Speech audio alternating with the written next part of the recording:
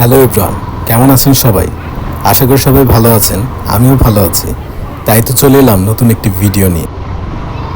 কচ্ছপ আর খরগোশের গল্পটা আমরা সবাই জানি, কিন্তু মজার বিষয় হলো আমরা গল্পের শুধু প্রথম অংশটাই পড়েছি। আপনি কি জানতেন যে এই গল্পের আরও 3টি অধ্যায় আছে, যা হয়তো আমরা কেউ কেউ পড়েছি বা শুনেছি, কিন্তু বেশিরভাগ মানুষই পড়েনি। গল্পের বাকি অংশটুকুই আজ আমি আপনাদেরকে জানাবো। প্রথম অংশ, এই অংশটা আমরা ছোটবেলাতে বইতে পড়েছি। এখানে খরগোশ ঘুমিয়ে যায় আর কচ্ছপ জিতে যায়। প্রথমবার হেরে যাবার পর খরগোশ বিশ্লেষণ করে দেখল তার পরাজয়ের মূল কারণ অতিরিক্ত আত্মবিশ্বাস। তার মানে অতি আত্মবিশ্বাস যে কারোর জন্যই ক্ষতিকর। আর কচ্ছপ বুঝল লেগে থাকলে সাফল্য আসবেই।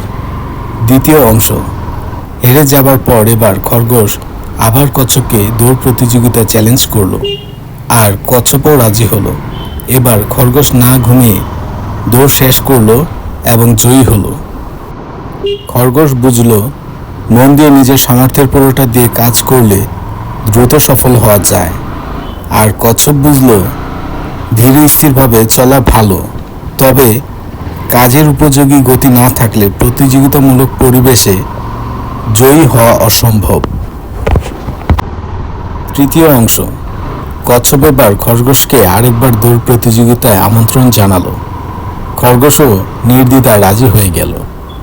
তখন কচ্ছপ বলল, এই রাস্তায় আমরা 2বার দৌড়েছি, এবারের প্রতিযোগিতাটা অন্য রাস্তায় হোক। খরগোশও রাজি।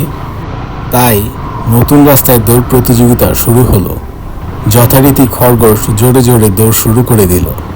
কচ্ছপও তার পিছন পিছন আসতে শুরু করলো।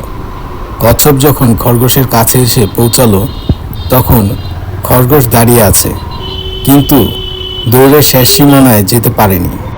কারণ দৌড়ের শেষ সীমানার আগেই একটি খাল আছে।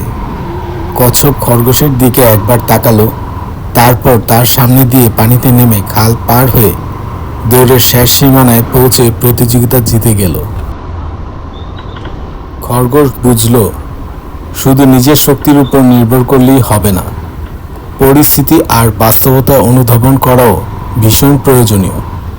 আর কচ্ছপ বুঝল প্রথমে প্রতিযোগিতার দুর্বলতা খুঁজে বের করতে হবে, তারপর সেই অনুযায়ী পরিকল্পনা করতে হবে। গল্প কিন্তু এখানেই শেষ নয়। চতুর্থ অংশ, এবার খরগোশ কচ্ছপকে আরেকটি দৌড় প্রতিযোগিতার জন্য আহ্বান জানালো। এই একই রাস্তায়। কচ্ছপও রাজি, কিন্তু এবার তারা ঠিক করলো প্রতিযোগী হিসেবে নয়, বরং এবারের দৌড়টা তারা দৌড়াবে সহযোগী হিসাবে। শুরু হলো দৌড় প্রতিযোগিতা। খরগোশ কচ্ছপকে পিঠে তুলে দৌড়ে খালের সামনে গিয়ে থামলো।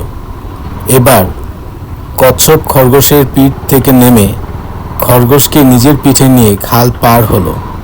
তারপর আবার কচ্ছপ খরগোশের পিঠে উঠে বাকি অংশ দৌড়ে শেষ করলো, আর এবার তারা দুজনই জয়ী হলো।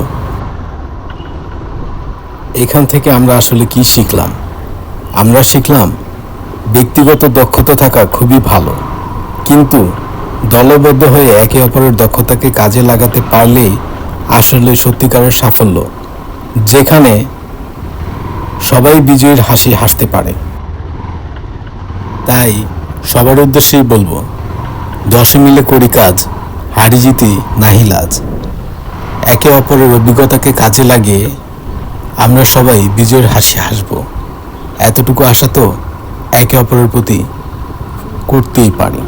যাই হোক, আজকের মতো এখান থেকে বিদায় নিয়ে নেব। আবারও দেখা হবে নতুন কোনো ভিডিওতে, নতুন কোনো জায়গায়। ততদিন পর্যন্ত আপনারা ভালো ও সুস্থ থাকুন, এই কামনাই করছি। আল্লাহ হাফেজ।